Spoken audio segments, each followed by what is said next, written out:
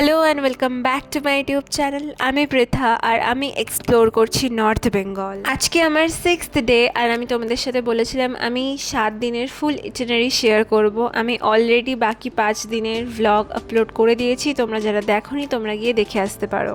আজকে আমরা যাচ্ছি দার্জিলিং টু সিটং আর রাস্তায় আমাদের 3টে স্পট দেখার কথা। আমাদের ফার্স্ট স্পট হলো লামাহাটা। লামাহাটা পাইন ফরেস্ট দেখার জন্য তোমাদেরকে এন্ট্রি ফি দিয়ে ঢুকতে হবে। তোমরা এখানে প্রি ওয়েডিং ফটোশ্যুটও করাতে পারো পারমিশন নিয়ে। এই পাইন ফরেস্ট দিয়ে ট্রেক করে আগে একটা ওপরে লেকে যাওয়া যেত, কিন্তু এখন সেটা বন্ধ কারণ এখানে প্রচুর সাপ আছে।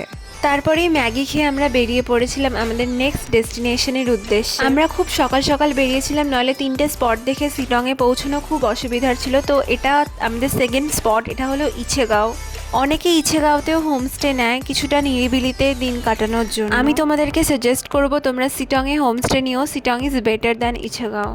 তারপর আমরা চলে গেছিলাম তুকভাগে। তুকভাগে কিন্তু প্রচুর টি গার্ডেন তোমরা পাবে, খুব সুন্দর একটা পরিবেশ পাবে, পাহাড়ের মাঝে টি গার্ডেন। আর এখানে যে পারফেক্ট যে মাউন্টেন টি গার্ডেনের যে একটা ভাইব সেটা তোমরা এই তুকভাগেই কিন্তু পাবে। তো তোমরা অবশ্যই যদি এই সাইডে আসো তোমরা অবশ্যই তুকভাগ কিন্তু ভিজিট করবেই করবে। তোমরা ট্রাই করো এই অক্টোবর আর নভেম্বরের শুরুটাতে যেতে, তাহলে কিন্তু যেহেতু চা তোলা হয়ে যায় তাই বেশিরভাগ চা বাগানই খালি থাকে, তোমরা ফ্রিলি ঘুরতে পারবে। এমনি সময় গেলে যদি চা তোলা হয় তাহলে কিন্তু তোমরা চা বাগানে ঢুকে ফটো ক্লিক বা ঘুরতে পারবে না। তাই তোমরা চেষ্টা করো যখন চা তোলা হয়ে যাবে, হয়ে যাওয়ার পর কিন্তু 2-3 মাস চা বাগানটা এমনি ফেলে রাখা হয়, তখন তোমরা ভিজিট করার চেষ্টা করো। আমরা আরেকটু এগোতে একটা সুন্দর আমরা একটা চা বাগান পাই, যেই এরিয়াটা একটা ঢালে ছিল তাই সুন্দর। তোমরা সামনে মাউন্টেন পাবে, একটা মাউন্টেন ভিউ থাকবে চা বাগানের সাথে, আর একটা পাইন ফরেস্ট। আমি বলে রাখি আমরা গেছিলাম সিটং 1-এর বিশেষ হোমস্টেতে। ওখানে কিন্তু সার্ভিস খুব ভালো। বিশেষ homestay incredible India certified. Sittong কিন্তু 3 ভাগে বিভক্ত, সিটং 1, সিটং 2, সিটং 3। সিটং 3 হচ্ছে একদম নিচে আর সিটং 1টা হচ্ছে একদম টপে।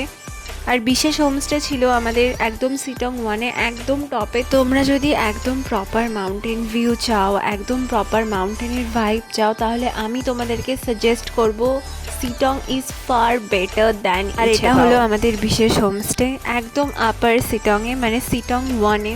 আমরা যখন যাই আমরা কোথাও সেভাবে বৃষ্টি পাইনি, কোথাও ক্লাউড পাইনি, একটা মাউন্টেন ভিউ কোথাও একটা অভাব ছিল, সেটা আমাদের সিটংয়ে এসে কিন্তু পূর্ণ হয়ে গেছিলো।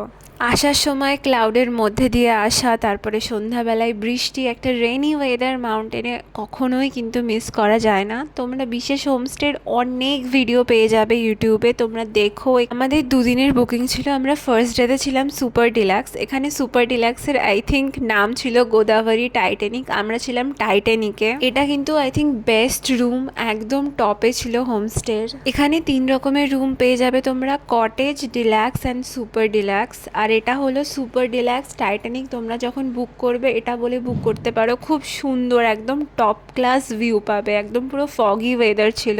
হোমস্টেতে ফুডিং লজিং একসাথে ছিল। এখানে একটা সুন্দর হল ছিল, বুফে সিস্টেম, আর ফুড কোয়ালিটি খুব ভালো। তোমরা যেরকম বলবে তোমার জন্য স্পেশালি সেরকমই রান্না করে দেওয়া হবে। রুটি, ভাত, চিকেন, ডিম সব অপশন পাবে। তোমরা যারা ভেজ প্রেফার করো তোমাদের জন্য স্পেশালি ভেজ রান্না হবে জাস্ট ফর ইউ।